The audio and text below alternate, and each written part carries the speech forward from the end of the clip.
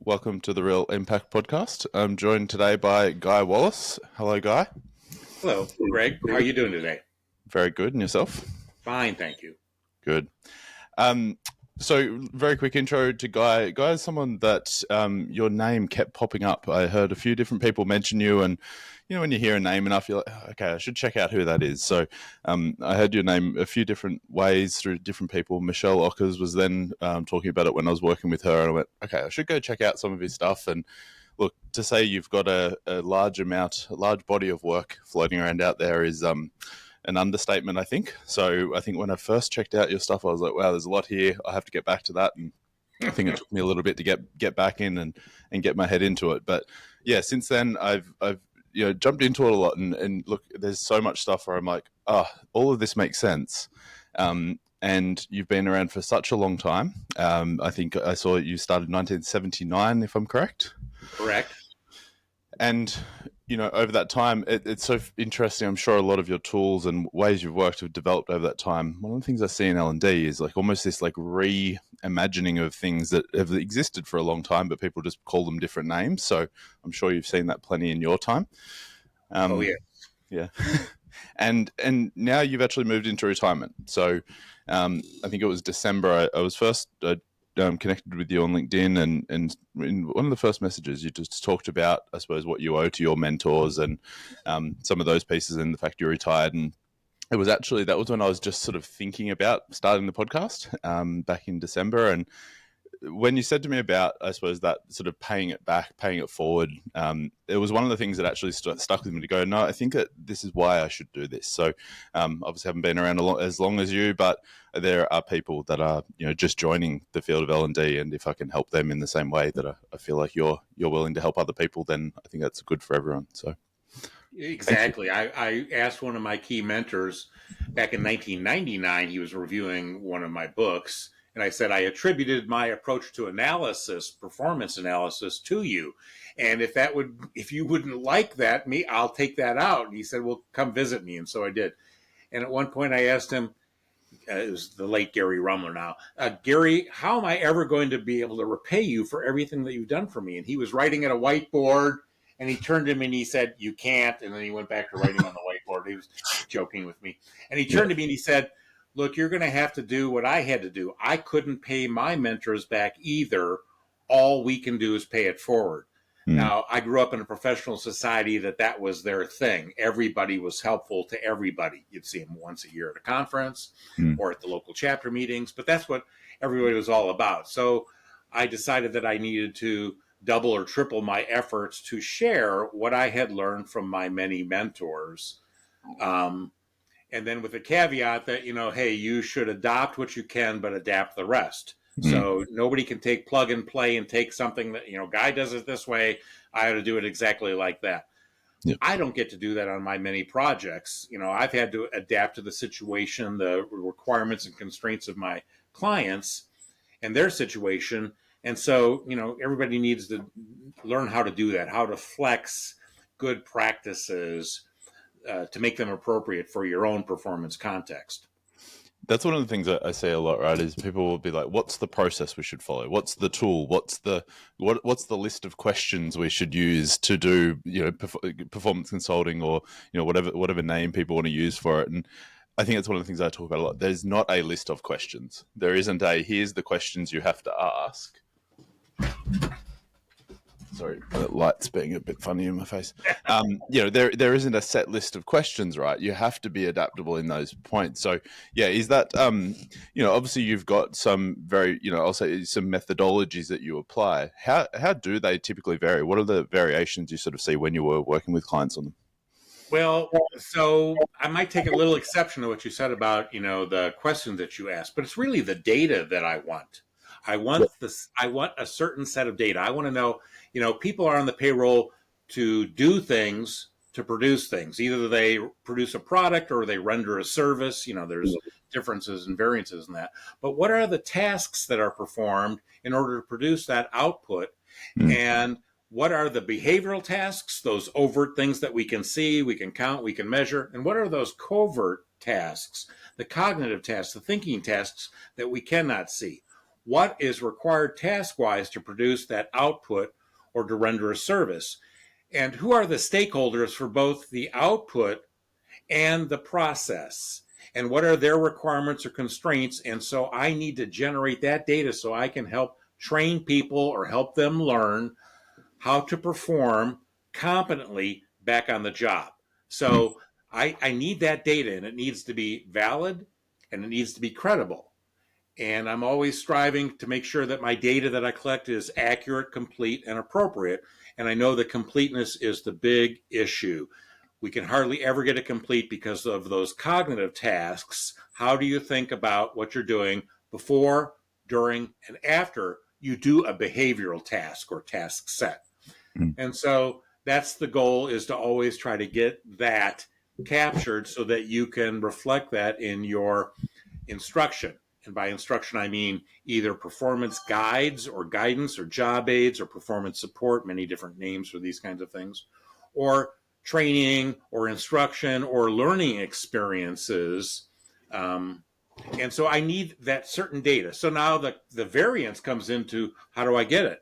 Can I assemble a group of master performers and other subject matter experts? I know in the podcast with Michelle, you talked a little bit about my use of, I don't want subject matter experts. I want master performers, really like top performers, or star performers. But I need those other subject matter experts, because my master performer may know the process inside and out, but they may not know the regulations inside and out. So I may need somebody from regulatory affairs or some name like that, where they come in and say, well, here's that aspect. This is what's important to this process, the rote process or the varied process that has to vary with whatever conditions, requirements of the customer or the environment or whatever.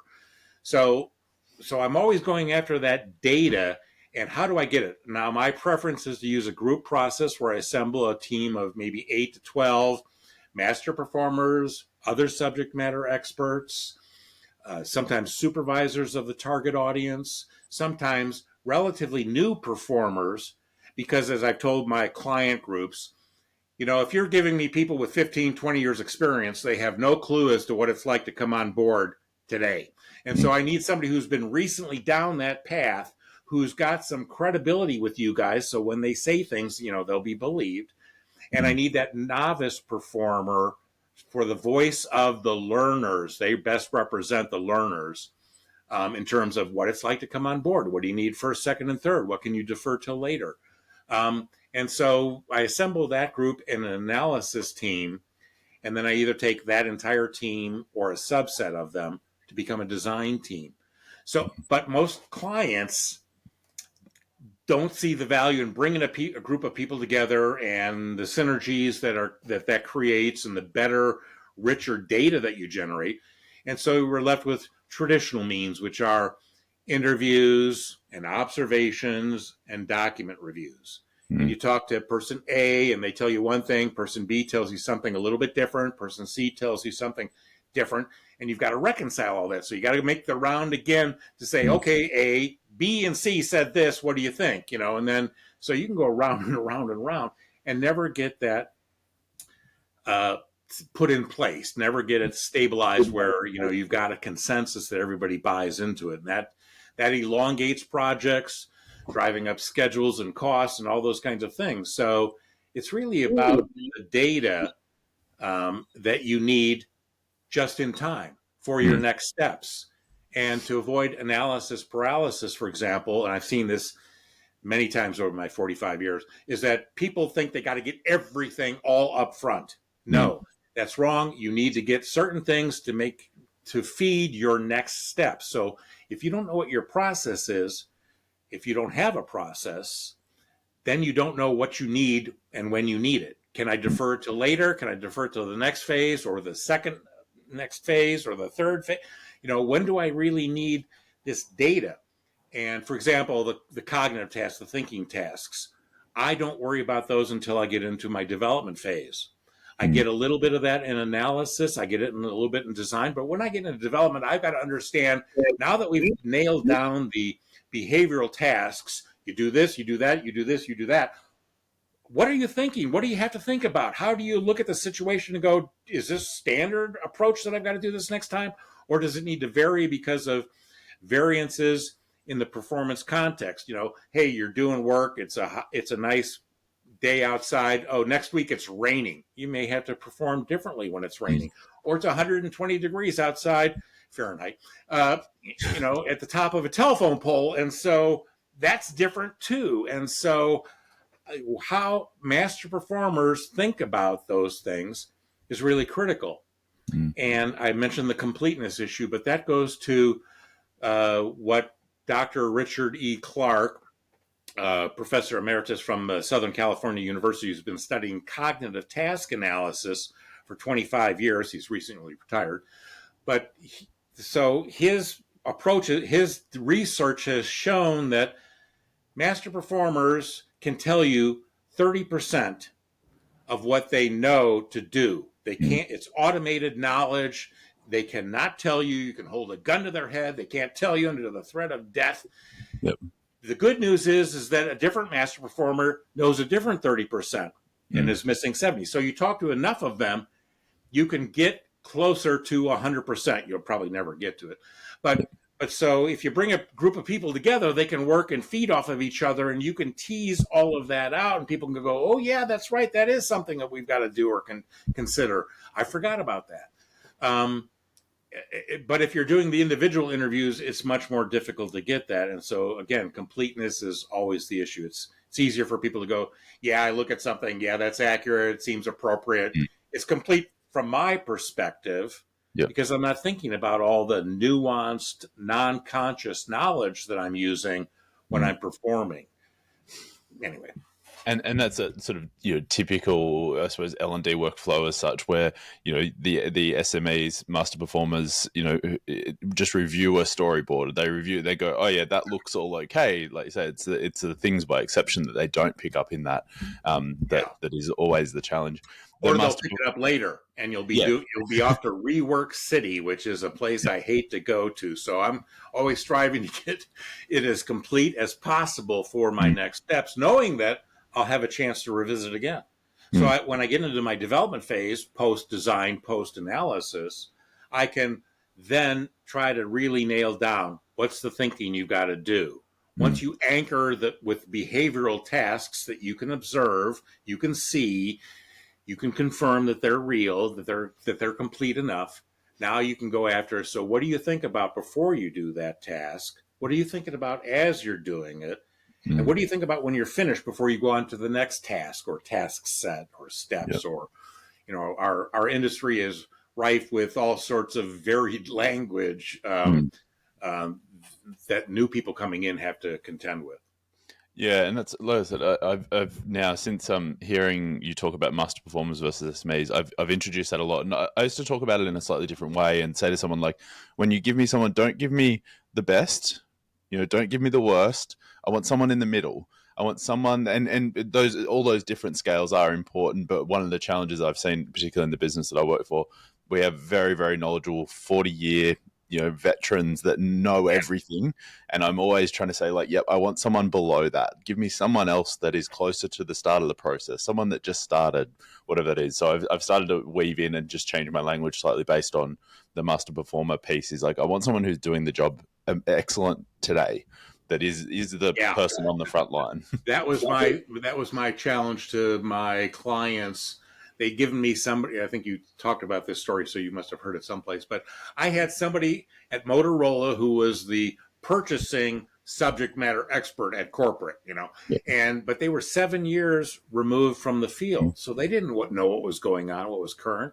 And I went and I built a course based on everything that they told me. And we delivered it in the pilot session, the pilot test, and it bombed. And my client group was very upset and angry, and they wanted to blame that guy.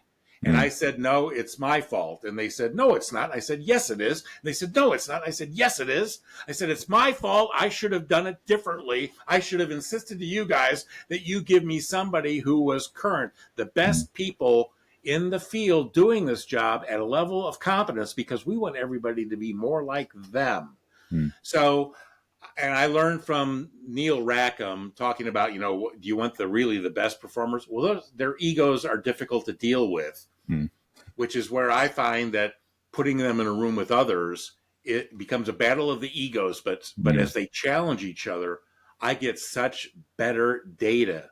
Well, you idiot, you forgot this and this and this. And the other guy looks at it, well, but yes. So that I would have to tease the groups. I learned to tease the groups and say, well, if somebody says, Guy, you idiot, you've forgotten these other things, what they're really trying to say is, Guy, I think you've forgotten a couple of steps. And the groups would laugh, and it would make it okay for them to challenge each other and hopefully temper, their poor behaviors that they often use, because they got big egos. They're hard to work with.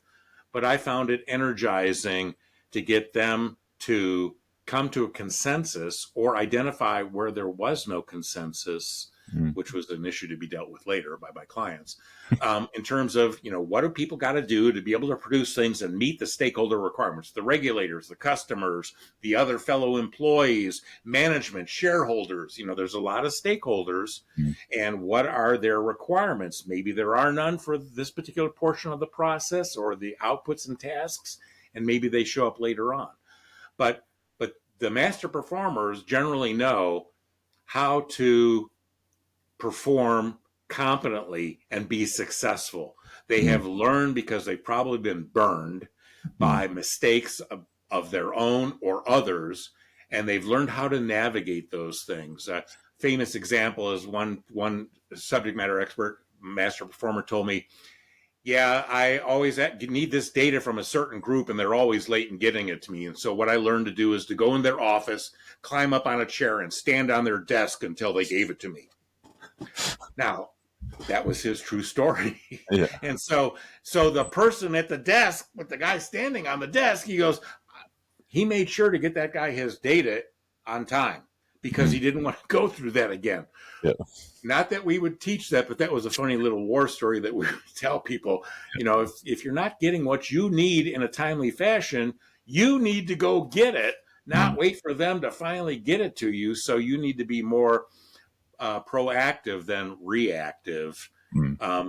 And so these were warnings that we could give to the new people, saying this is an issue. Getting that particular data on time is an issue. So you need to work that issue early, not just then, but early, so that you have it on time. And it's really interesting. It sounds like you still have to do a lot of wrangling of your clients as far as convincing them of your methods, which I find really interesting because they've engaged you, obviously. Yeah. Whereas like internally, like I know that it's so hard to convince people to even go through such a comprehensive process where it's like, hey, here's the slides, build my thing. And it's such a wrestle. Like, is that something you still face, even though clients are obviously specifically engaging you?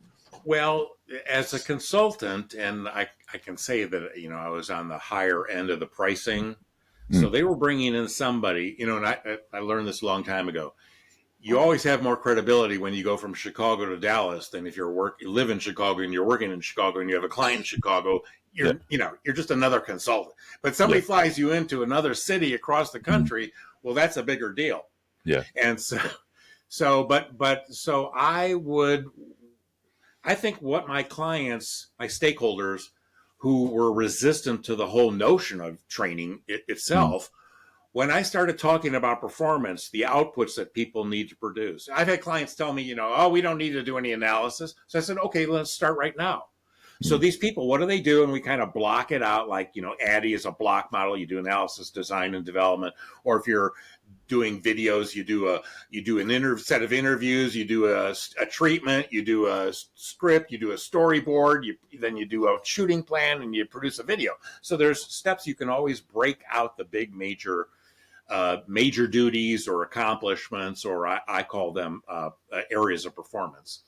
And then you can say, well, what are the outputs that are produced in that? And what are the tasks?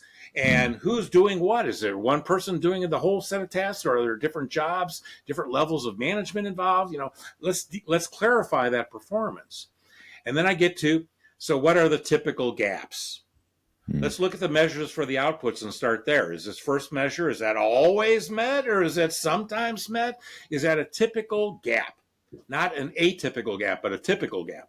when I start talking about performance in terms of outputs and their measures and tasks and their measures and the gaps, my clients go, yeah, that's what, that makes sense to me. None of this, topic. Let's have, gamification in there, because I would tell clients, yeah, we can gamify that. We'll gamify the performance here. You want to end out awards for the person who gets it done better, faster, and cheaper than anybody else. That's cool. We can do that. But let's focus on what that performance is, because we want to tell people what that performance is. We want to demonstrate it to them, and then we want to have them practice with feedback more than once. Well, Guy, that's probably not necessary. Okay, well, then you can just tell them and show them, and, maybe that's sufficient based on their incoming knowledge, their prior knowledge. Or if it's a target audience that hasn't really seen or done that performance before, we may need to give them practice. Now, if we're talking about low stakes performance, risks and rewards are low, you don't need to worry about that. Medium stakes performance, that's the borderline issue. You can decide. High stakes performance, where there's high risks and high rewards. And when I challenge my clients, is this one of those areas? If Guy screws this up out there in the performance context, does that wreak havoc for your budgets, or you get a lawsuit? What can happen? And they start to think about, okay, we need to prioritize some of this performance, because it's not all equal. Some things are more critical, higher risk, higher reward than other things. Let's focus on that.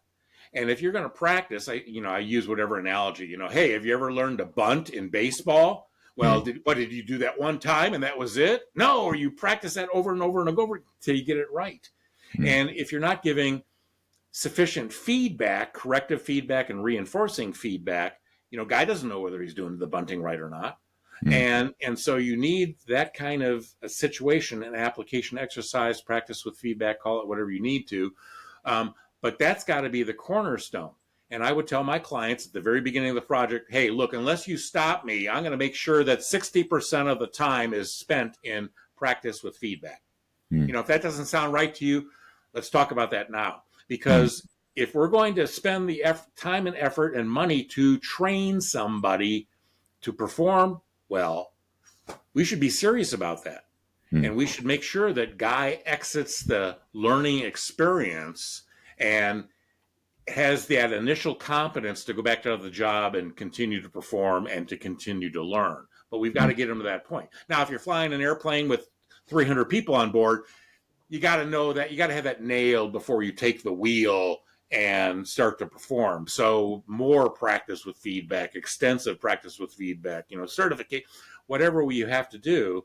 So, but I found that clients, when I've started talking about performance and not about learning, but about performance, and tease out from them some of the issues that they have. And, they may say, here's the gap or problem. Say, what's the output? What's the task? Where do you think in the task it goes wrong? I've had experiences where clients didn't want me to do the analysis. And in my first initial meeting with them, the kickoff meeting, I started to do it with them.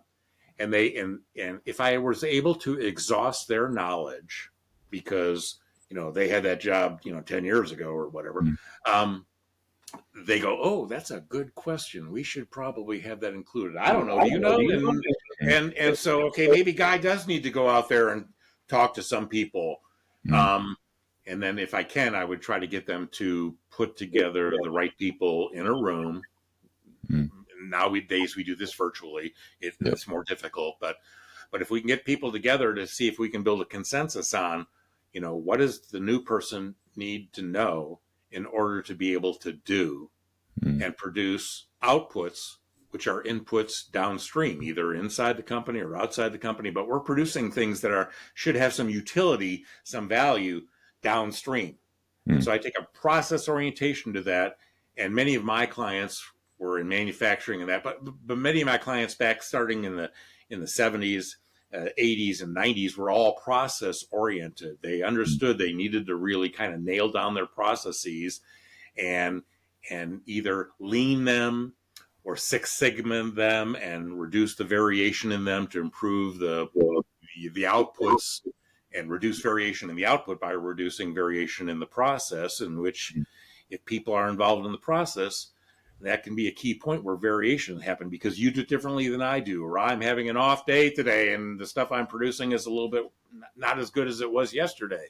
So when I talk that and talk about their work processes, and usually the client and the stakeholders, they own these people, they own the processes, their bonuses are tied to how well everything goes, or their longevity in their job is tied to how well things are going. So when I don't talk about topics or knowledge or skills out of context, when I talk about them in context, that resonates with them. That's different than most of the time, people who have developed learning content for them. Oftentimes it's about things out of context and it's not talked about in context. And the whole idea of addressing things in context is kind of new to them. And it resonates with them. That makes sense to them. They go, yeah, that's what we need. Guy needs to be trained how to do that to produce this thing here so that Bob in the next department here doesn't complain to me all the time. And I definitely agree on that. Over the years, I've probably grown, maybe I'll say pessimistic or about learning, traditional learning as such, because I saw a lot of the things I built did nothing, changed nothing. And I think my approach, probably like everyone in early days, you just do the thing but it's over the years, as I've became more skeptical about the traditional approaches of what I was doing not working, it's made me really shift to go, well, hang on, if that doesn't work, what does work? And start to think about performance more and actually be more confident in saying to people, this is how I can help you. And as that confidence has dialed up to say, look, this doesn't work, I'll openly tell you that I think that this way you're approaching it does not work. This is how I can help you. This is the right way. And absolutely right. Like, I think that confidence, when you can talk to people about that, they go, oh, okay, you know what you're talking about. You're actually asking questions about what do people need to do, not just, hey, like, what are the topics, what do they need to know about, right? Yeah. And it's I've noticed a shift in people. And when I said before about asking different questions, sometimes it's maybe in those initial stages, because we get, an internal L&D team where I am, you get all sorts of requests from the very transactional, the convert this thing, and sometimes it is just for me, a process of questioning to understand, like, where are they at? What is their view of what I do?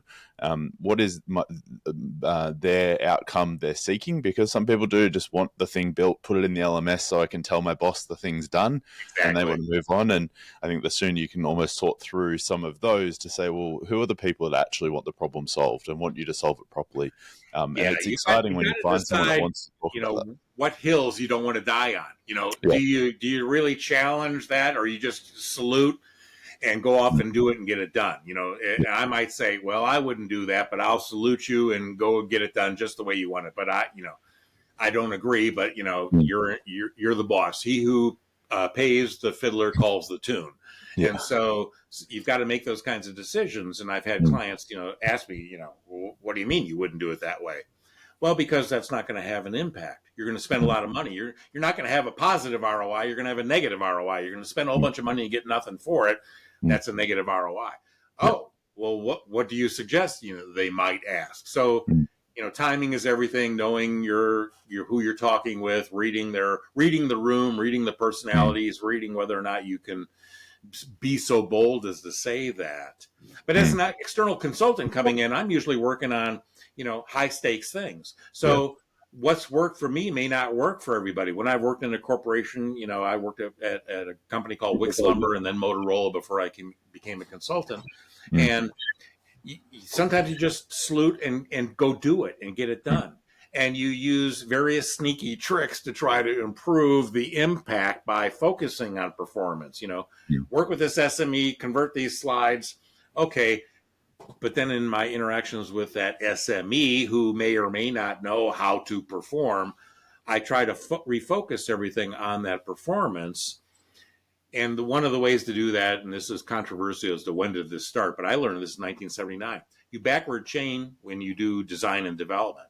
You design backwards and you develop backwards. You start with the test, the final test that proves that Guy knows something or can do something. Yep. And then you go design the practice exercises, and then you decide whether or not he needs a demonstration to show him what we want him to do, because maybe he's never seen it before, or maybe he's seen it, for a long time, and so the demonstration isn't necessary. So what information, what's the minimal information we can give Guy to prepare him to see the demonstration, understand it, and then go and practice and get that corrective and reinforcing feedback to shape his competence. Mm.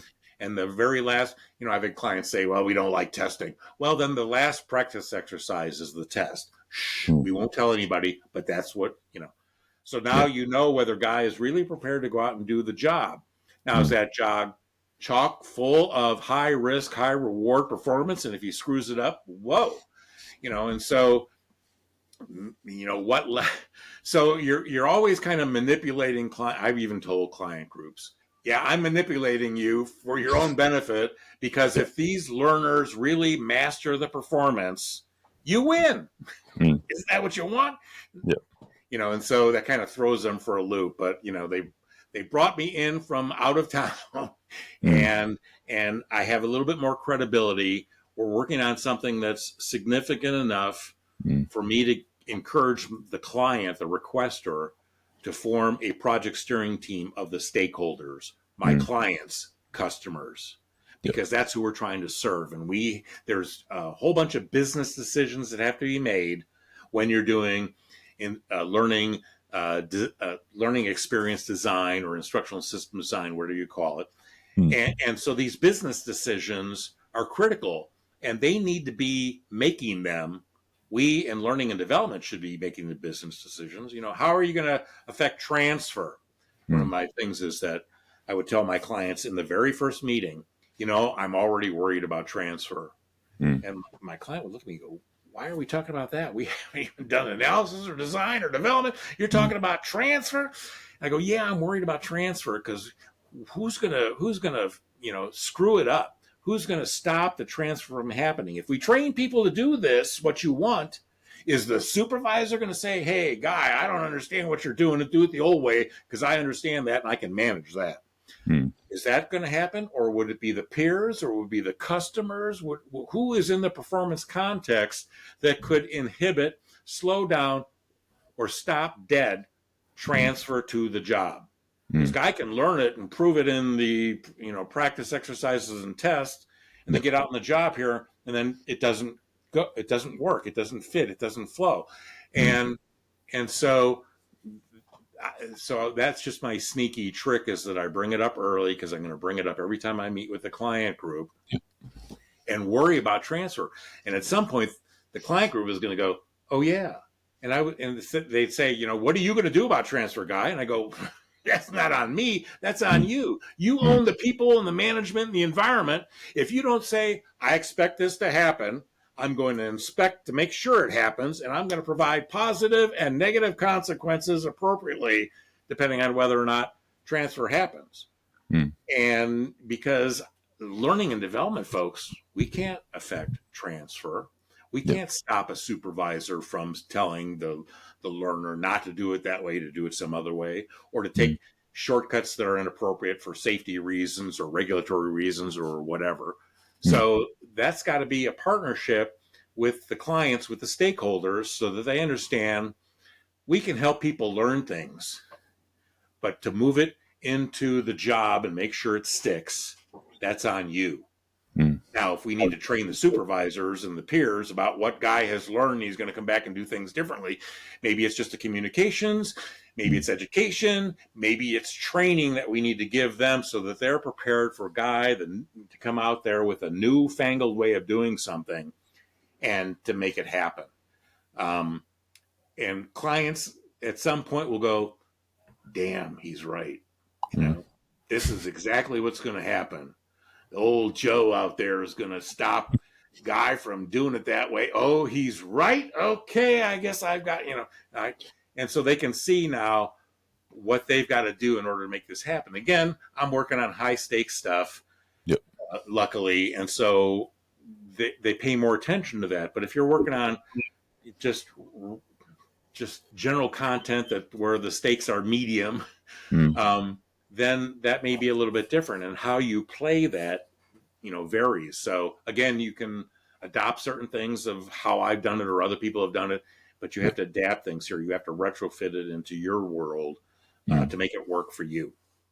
Yeah, and I've found LTEM, Will Dahlheimer's model, Yeah. really useful. And not that I would pull out the 8 levels of LTEM in front of a stakeholder and go here, but like adopting my own language for those levels and being able to say that when you're talking about outcomes first, say to someone like, well, what is it you're looking for? And they say, well, what about this? And you go, well, and once you can kind of get confident in being able to transfer that language into your own to say, yeah, but doesn't that mean, how do you know if they just know that at the end of the quiz, to your point, or the assessment, how do we know they're actually going to do it when they go back to work? And it gets people going, oh, okay, yeah, maybe you're right. And it's like, I think those, the way I've explained it to my team and is really about like, it's our job to do that due diligence and to present back to someone, even if they say, look, just do the really basic thing.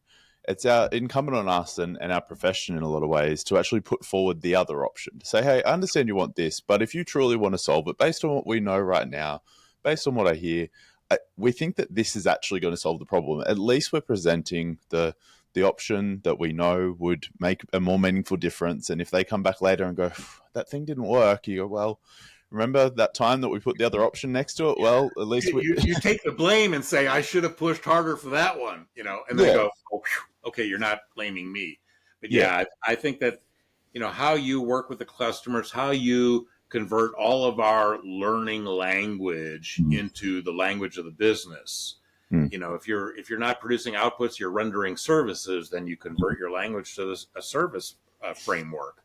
And but some, so if you're working inside a company, an enterprise, you really got to learn, what is the core business of this place? Who am I supporting? The core processes or support processes?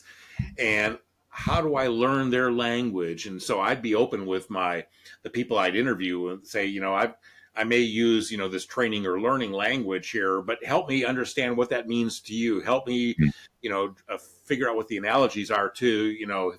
I'm doing this. What would you guys call that? And then start to adopt that language. And convert all of our ISD, LXD language to the language of the business that we're serving. They have an order fulfillment process. ADDI or SAM or any of these other models is an order fulfillment process. And when we talk about what's important to your order fulfillment process, well, that's the same for me. And they can go, oh, I guess that would be right. So if we want to test things before we, force it out into the marketplace, we do that testing to make sure that it's good enough, that it meets the needs, that it doesn't violate some regulation inadvertently. So we need to do that kind of testing, and companies do those kinds of things too when the stakes are high enough. They don't do it for everything, and neither should we.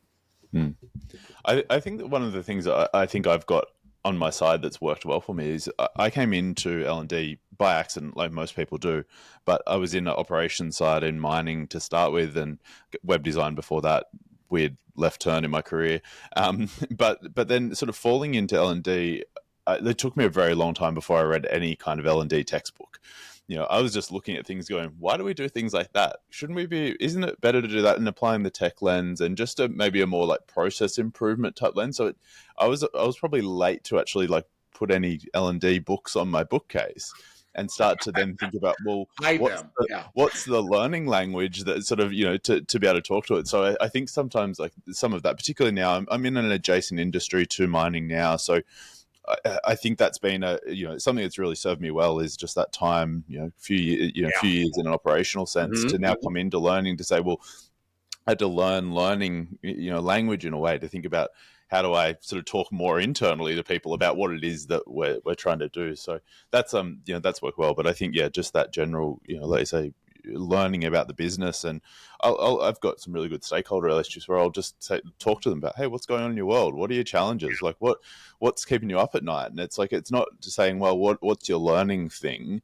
Let's do a training needs analysis. No, let's do and I think, like I said, I think I said it in the podcast I did with Michelle. Like, I think I was a little bit resistant to some of that to start with. I was like I talked to a few people that were like, read all the books, it's all they would talk about. I'm like, I don't know about this whole thing. And so I think to start with, I was a little bit maybe resistant to like the learning language and theory of like theory in a lot of ways, and looked at the practical side. But yeah, it's been Yeah, so interesting. we need to save our jargon for when we network and go to Yeah, conferences and things like that. yeah, But when you're speaking to the customer, you speak in their language. yeah, Good salespeople know this. That's one of the first things yeah. they got to figure out is what's the language that's used here, Mm, and all my customers don't use the same language set, so I've got to figure out what does this particular mm, customer, and tailor to them and save the learning language again for when we're dealing with our peers in the learning and development field. But the yeah, customer, that's the last thing they want to learn is your language. yeah, No. And yeah. they appreciate it when you ask them, well, I've got this concept here. What would you guys call it? Mm, Well, when you're interested in learning their language, unless they're really pressed for time, they'll tell you because you are there to help them. And if they can help you help them, mm, they see the logic in that. yeah. On LinkedIn, pretty recently, just to sort of a bit of a change of subject, you'd said that you fear something along the lines. You fear we're in a bit of a perpetual cycle, and we're stuck in a bit of a cycle. Tell me about that. Tell me about your thoughts. So when I entered the business in 1979, the gurus, the thought leaders, they were complaining about the same thing. So nothing's changed. The only thing that's changed in all this time is the computer and digital technology that we use to do our work, administrate our work, and deploy our work. But so there's this whole churn, and I gave a name to it. It's Woina, Woina. Mm, What's old is new again. And so there's a reason for this. It's that we have this tremendous churn in the field, new mm, people coming in, maybe spending some time, but often they don't spend very much time, and then they go someplace else, some other function in the enterprise, mm, and they don't stay in the learning and development profession for very long. And so we have all these new people that need to learn the basics, mm, and then we've got the group that provides that basic stuff to them at conferences and books and videos and everything. And they can't do the same old thing. They've got to differentiate themselves in the marketplace. And my mm, gurus, Gary Rumler, Tom Gilbert, Bob Mager, Joe Harless, they told me that yeah, they were changing the names of things because they had to differentiate themselves from that other guy, yeah. and so everything has got to be presented as new and better and different when it's often not. Mm, And it may have nuanced differences, but not enough to. And so the field, the marketing people, the self promoters out there are always, changing the language to make it different and to make it mm, stand out. And the new people, it's confusing to them. The job aids. Do you call it job aids? Do you call it performance support, mm, electronic performance systems, uh, uh, quick reference guides? These are the names that I've heard for job aids. And in the 60s, it was called guidance by mm. Rumler and Gilbert. And but when Doesn't I got sound into the anywhere field, near as sexy. That's no, but job aids, and then Gloria Gary with electronic performance support systems, which got shortened to performance support. Um, so new people come in and go, is guidance and job aids and quick reference guides and performance support, is that all the same or is it different, or help me? mm, I'm being overwhelmed by all of this. That's what it's bad about. What's mm, also bad about this, but we're not going to be able to do anything about it, so people have to learn to live with that and mm. need to just address it. But so what is missing is the history of those things. What did people back in the 1960s know about guidance that became job aids? Mm. Know under what conditions does this work and under what conditions doesn't it work? Yeah. Because that's what gets lost when people take that and change the name, change it slightly, change the language and imagery, and present it to people. And it might make sense. But now what is often missing is the credit back to where that came from and what those people back in the day had learned about. This is great for these kinds of situations, but terrible for these other situations. Mm, So beware. mm, Oh, that's important to know.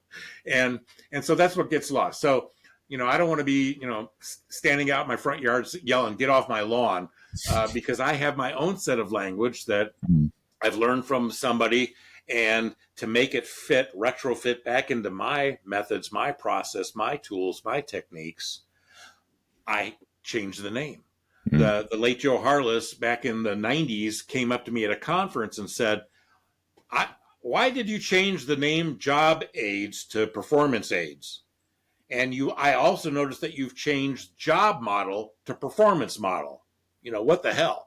And I said, the projects that I work on are usually with multiple jobs in a process. So to call the documentation of that process a job model when it could have been jobs model, which sounds clunky. So I just called it performance model because that's what I was focused on, performance. And I borrowed that language from your buddy, Gary Rumler, who you compete against all the time. And he goes, that's what I thought.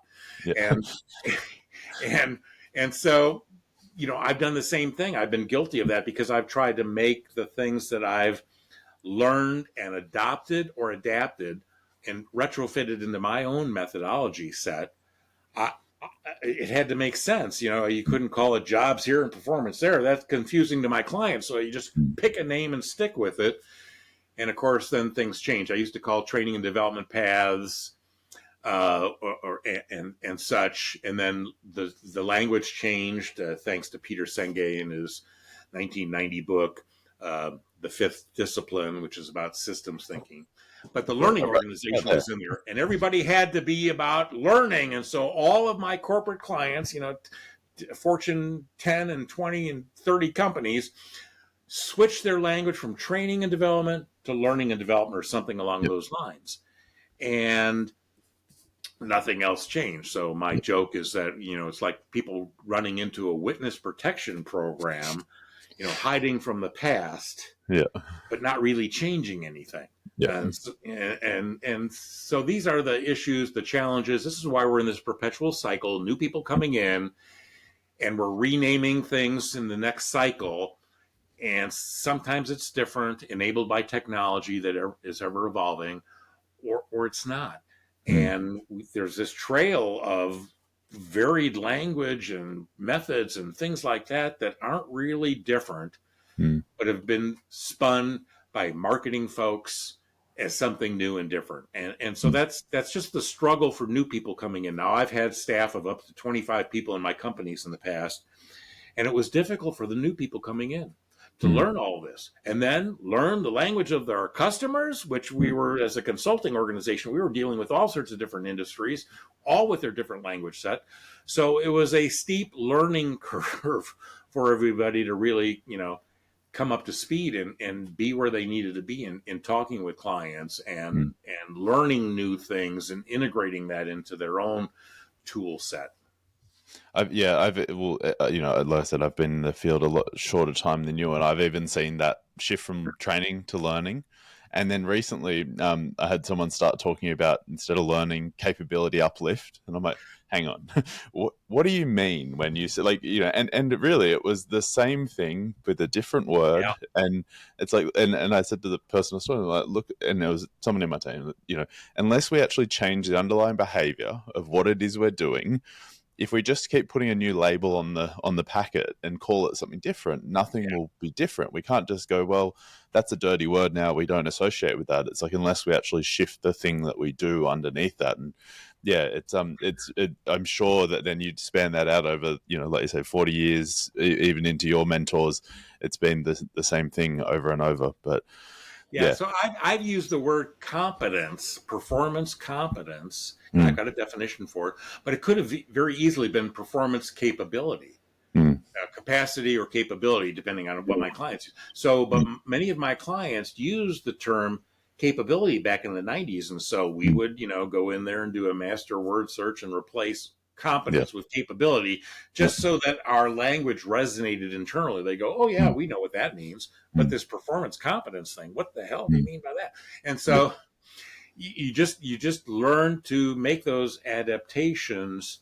But back at the ranch, back at the consulting office, we had our own language to use, and we just knew that we had to modify that as appropriate to the customer, the client, the industry, whatever. But it is a challenge, and it, so my whole thing is that I've tried to be very consistent with the language that I've used for 45 years. Yep. And I resisted going to the word learning from training.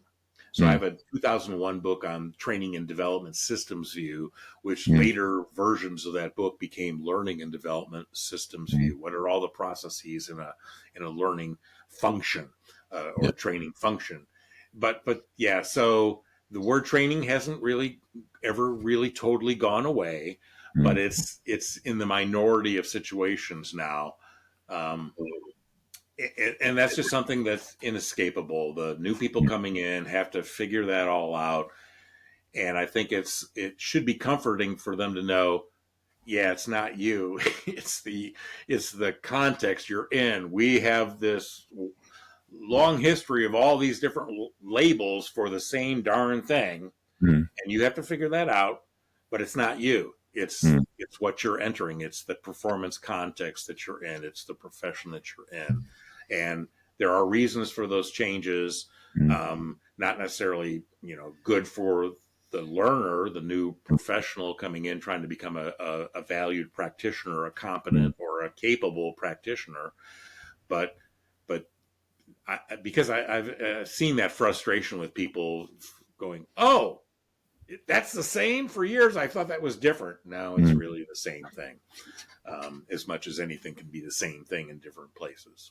Yeah, and I suppose that's just the nature of language as well. Over the decades, it shifts in culture and it shifts in context. But it is hard when you're trying to align on commonalities in a team. I remember when I had a big team sort of start at the start of this year, and really early on, I just noticed this difference in language between talking about competency, capability, skills, all of these different things. And I went, hey, I want to open up a discussion. What do we all mean when we say these words? And everybody had a completely different definition of what those things were.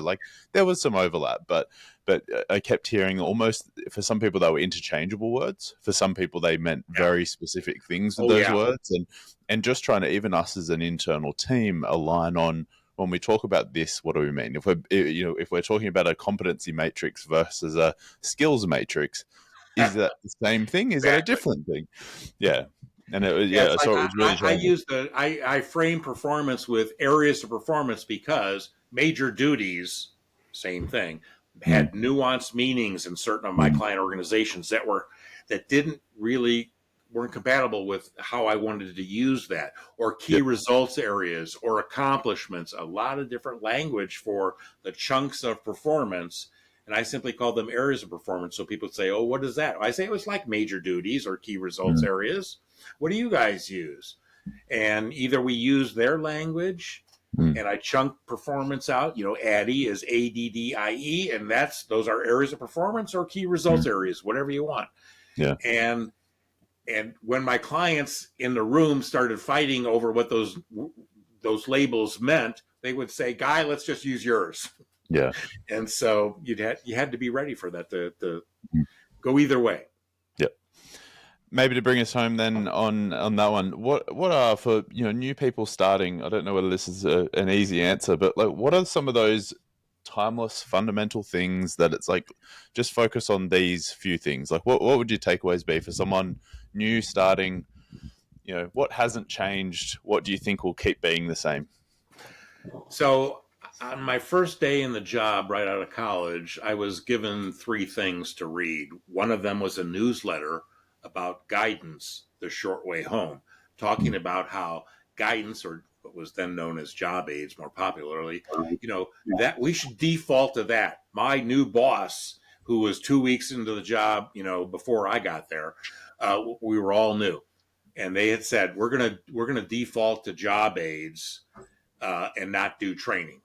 Our clients hated that. So we simply embedded job aids into the training and made everybody happy. We gave the learners, who are performers, what they needed, because guidance or job aids or performance support avoids forcing people to memorize things that it's impossible for them to memorize unless you do spaced learning all the time to keep that fresh, because who knows when Guy may need that.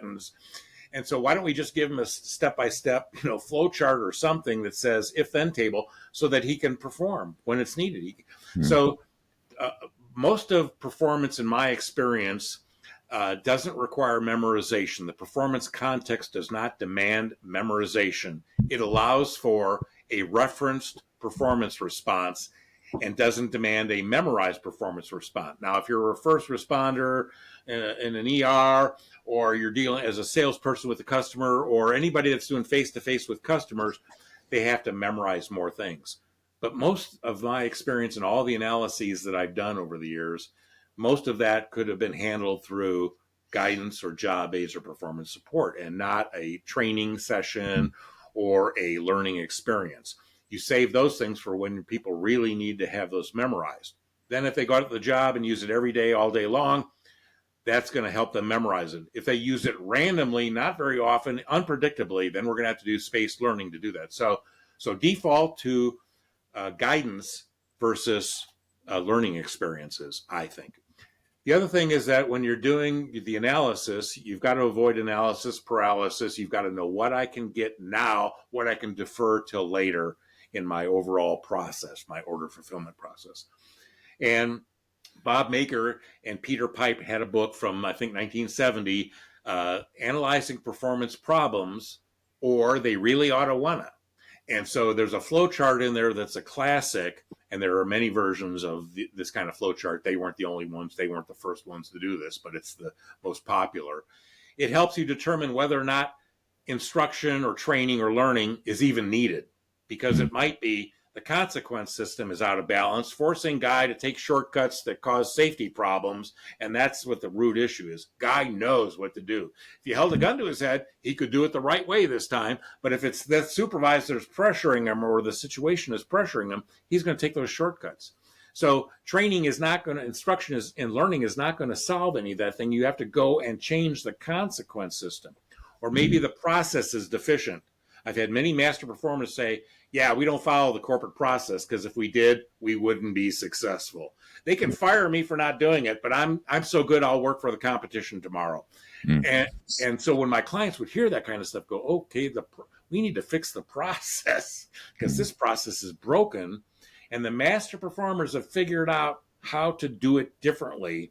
And so we shouldn't train new people on the process, because they're going to struggle and fail until they learn through trial and error how to do it differently and get it right.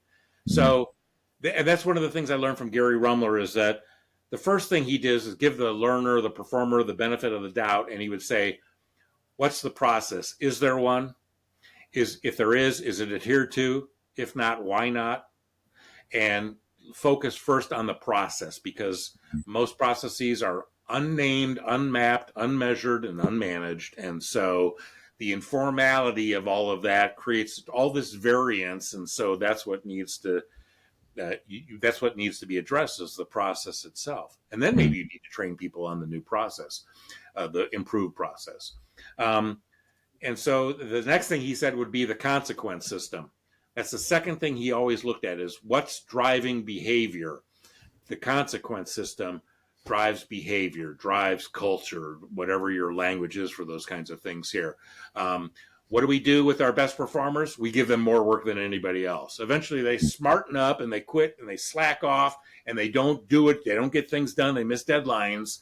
And we think it's because well, no, it's the consequence system. We've engineered that poor performance in Greg because he's no longer doing the stellar job. He's slacking off like Guy always did. Now we've had performance degradation.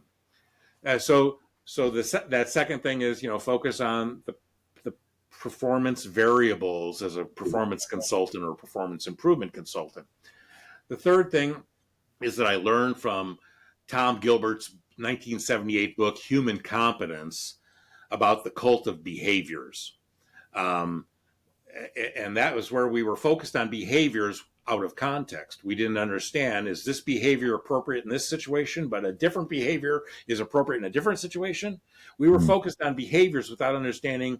We're focused on the means without understanding the ends. And so that's a mistake. Now, 45 years later, I've learned that, there was the cult of competencies, which meant different things to different people and all that stuff, but they were out of context too. So my thing was always, if you hired somebody that had all the competencies on your list, could they step in and be successful, stellar on day one? Well, no, they'd have to figure out, how do these competencies fit into these processes that I've got to work in and all that. And so and so now we're into the skills mania, and skills are always critical. But if we teach skills out of context, that means we're forcing learners from formal learning into informal learning means, social learning or trial and error learning, where they've got to figure out, how do I take this thing that I learned and fit it into my work processes, my workflows. And sometimes they struggle with that and they give up and they go back and do it the old way and not what they learned. And so that's part of that whole transfer issue, is how do we, is the performance environment conducive to Guy learning new things and then going back out there and trying them and maybe making some errors and learning as he goes and all of that. So it's better to do near transfer efforts than far transfer. And near transfer is where we teach people authentically, just like it is in the job. In fact, the best thing to do is to learn on the job, but that's not scalable. So we put people in classrooms or put them in virtual learning experiences. And if we don't talk about how to apply this in your performance context, when we take content, one size fits all content on some skill, like active listening, and we teach people active listening, but we don't teach them how to apply it in their context, they may struggle, they may fail, it may not transfer. We too often do education versus training. Both of those fall under the umbrella of instruction or learning. And when we don't, in an education system, they don't know what your job tasks are because everybody in the class has got a different job. So they teach some basic stuff about active listening or spreadsheets or whatever. And then, they've gotten you so far, but then you have to go figure it out on your own, how to apply that in your world. And that's difficult.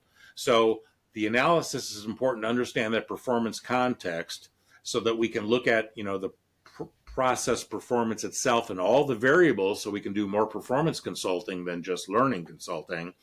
And we've got to really think more about performance support than learning experiences, and save learning experiences for when we really need to create memorization of knowledge and skills and how to apply, because that's what's really demanded in the job. Yeah, I think that last one, it's been something I've been dealing with a lot lately. We deal a lot with external learning development companies, and for them, you go to them and ask them to help you solve a problem. What do? They build you a whole lot of learning content and experiences, and I think that's one of the things that I've really at the moment has been you starting can to shift away salvage from. that stuff by bookending the content. You can say, Guy, we're going to send you off to this learning, this active listening stuff, but before you go, here's how you're going to apply it. This is your context. This is what's tricky or difficult about that. And we talk about it slightly differently than you'll see in this generic learning package, but go take that. And then bookend on the back end is, now let's apply this in your real world work and give you some feedback. So that's where the practice with feedback can come in, is back on the job. So if we sandwich or bookend generic content, we can get more value out of it, because that's often what we in development do, is we're sandwiching, here's what you got to do. Here's what you got to know. This is all generic stuff. And here's how it specifically applies in your job. But too often we're guilty as an industry. Our clients drive us this way because everybody understands the education system. They don't think it's necessary to make it near transfer. They think far transfer is okay. That's problematic. And so we end up with generic content, and we can't measure our impact back on the job because we're not going to have any, and nobody wants to report that out. So we measure inside the learning experience to see if Guy was engaged and happy and feels good about this, and then cross our fingers and hope for the best. and some of the research by some people has shown that some of the students who were the harshest critics of the learning and the instructor, because the instructor was relentless on pushing on how to apply this and practice and give me feedback. No, that's wrong. Do this. That was right. This is wrong. Do that over again another time and get it right. And students hated that. But they were more successful in the job when they went back out in the job. So real estate companies have measured this, where there were 100 instructors and the guy was told to fire 10 of them, get rid of 10% of them. And here's the numbers of these. So these are the 10 you should get rid of. Well, he found out that the 10 he was going to get rid of, they had the best performers out in the field after they went through the training. The people hated the training, hated the instructor, but they learned what they had to do, and they were more successful when they got out on the job. So when we measure learning activities versus learning impact, back on the job performance impact, we're doing a disservice. But so like Deming, I would say that, Deming said that the late quality guru said 94% of all the problems are due to the system, not to the individual performers. They're due to management, because management controls the system. So it's the learning and development leaders that need to put in the right philosophies, processes, and practices in place so that their people can be successful. And if they don't do that, then you got a mess. It's like an artist colony. Everybody's doing their own thing, their own way, versus an engineering approach to things where we are as rigorous as required and as flexible as feasible to get the job done. And if learning leaders aren't doing that, well, that's the fault of the enterprise leaders who have allowed learning leaders to not. But nobody knows. So Will Thalheimer's new book, which is targeted at CEOs about learning, is probably a good guide for people. And there's a couple of those. The Trusted Learning Advisor is another book that's out there that basically talks about how do we align better with our customers and our clients, our stakeholders, and work with them. And that's when we can begin to help enlighten them, help them learn what good processes and practices look like, what's really required, how we can avoid analysis paralysis by having a laser focus on certain data that we've got to get and make sure that it's valid and credible. And if we do that, just getting oriented to performance in the first place should have a major impact to our success, to our learners' success, and to their management success. Yeah, Keith's book's really great, The Trusted Learning Advisor. I've had my whole team's read that now. It's great little book, and I've got Will's book ready to go. So I feel like I could probably talk to you for another hour, Guy. It's been really great. Appreciate your time and your sharing. I know you're in retirement, and this is all probably valuable time. You could be doing other stuff, so thank you. Well, I'm still trying to promote a performance orientation. So I appreciate what you're doing, because you are sharing your learning journey with others. And so you're blazing a path that others can learn from. And I think that that's important, because you have a different perspective than people like me who have been in this for 45 years. And I'm, as an external consultant, you're doing it internally, and that's different. And there are things that, apply to both sides of that. But I think that's ultimately helpful. So I really enjoyed your first podcast. I listened to it several weeks ago, so I don't remember the specifics, but I just listened to your one with Michelle earlier today. And so good luck with all of this, and carry on. Thank you. I really appreciate it. Thank you very much. You're welcome.